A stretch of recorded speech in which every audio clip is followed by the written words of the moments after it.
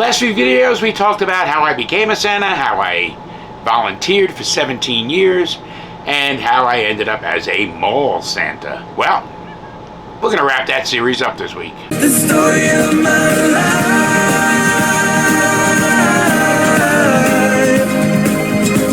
Hey everyone, welcome back to the channel. I'm Felix, and here you get stories not from looking it up and researching it.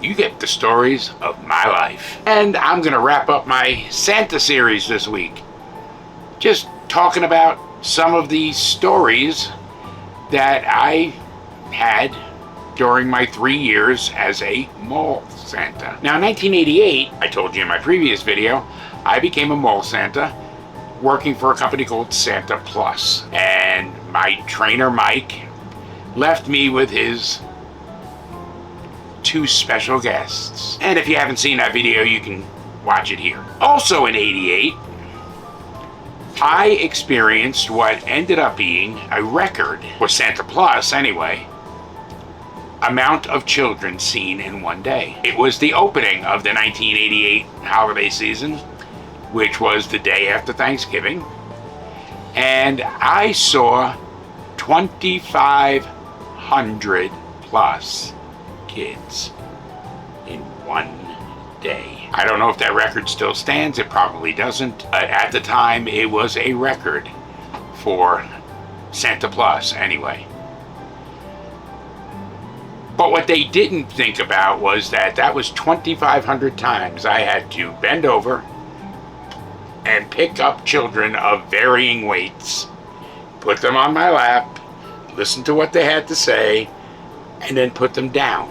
I did not need a gym. I did not need a workout. You want to talk about building core strength? That'll do it. And then I think it was in 1989 when I was working at the Walt Whitman Mall on Long Island, when we got word, apparently they'd called the mall, and we got word that there was going to be a wedding party coming to see Santa. Now this was, mind you, a Saturday in the height of the holiday season at one of the busier malls on Long Island. And the Santa exhibit was busy, but I had to pretty much drop everything when the party of about 12 came walking into the mall. It was the bride, the groom, the ushers, the bridesmaids, the best man, everybody. And I basically had to shut down the entire exhibit so that they could get their pictures taken. Not by one of my elves or by the Santa Plus owned camera. Oh no, they brought their photographer with them too. Now there was also that time, and I believe this was in my last year, in 1990, when I experienced one of the most heartwarming moments of my life. I was on my throne back at the Smith Haven Mall, and I saw a man, maybe 30 years old,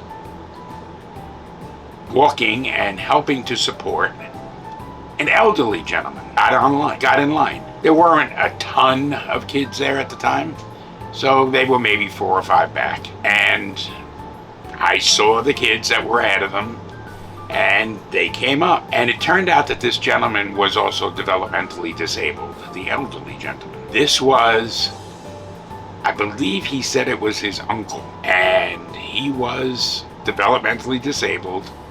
And according to the nephew, the 30-year-old gentleman, had about the mentality of a 7 or 8-year-old.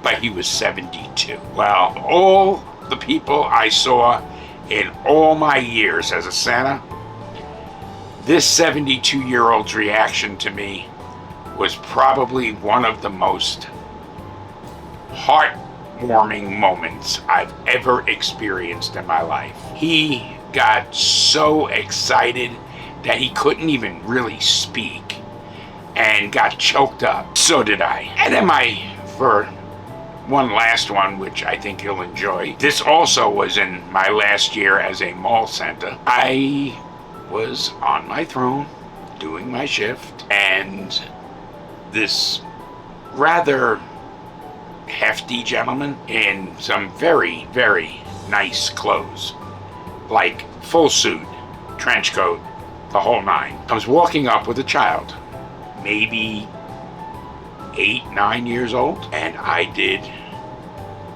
everything that I did for every other kid. I was actually, at one point, a little berated by Santa Claus because they said that I was taking a little bit too much time with each individual child. I did not change. I continued to take just as much time as I could with each and every child. It was just my way. So this kid, I ended up spending about maybe 5-7 minutes with him, talking to him, finding out what he wanted for Christmas. All the typical questions. Have you been a good boy? Da, da, da, da. And the kid apparently was thrilled. I put him down, and his father, who had been watching like a hawk the entire time this kid was with me, comes walking up, and he says, and I'm going to imitate him as well as I could, hey you know what? I really like what you did with my kid. I kind of like the way you took care of him. Thank you so much. And he reached out to shake my hand. And when he shook my hand, he left something behind. A $100 bill. That is, in the entirety of the 17 years that I was a Santa Claus, the only tip I ever received. A couple of small things about my time as a Santa. In 1989, I was named Top Santa in New York by Santa Plus.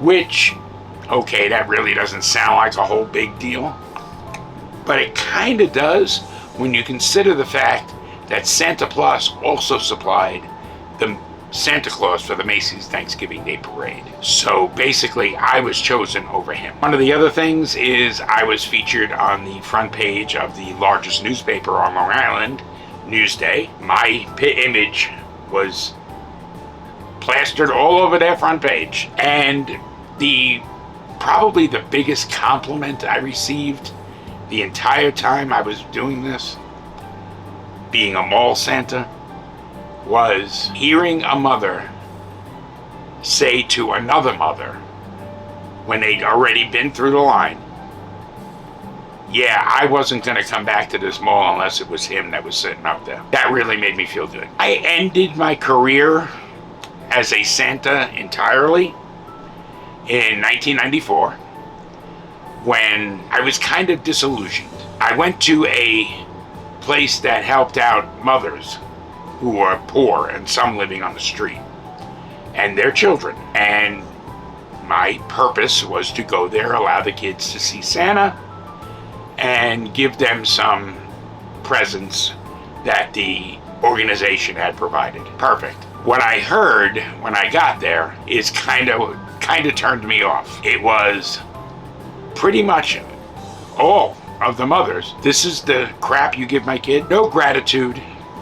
And pretty much their children were the same way. That bothered the hell out of me. Did my job, saw all the kids, I treated them like I always treated my kids, but that kind of turned me off to doing it anymore. I did once again play as Santa for Christmas in July, but other than that, I have not put the suit back on. Next week, we're going to get back to an original format to an extent, where we're going to talk about some of the things that were going on in the world in addition to my stories. I hope you'll join me for that, and I'll see you then. Until then, I'm Felix, and these are the stories of my life.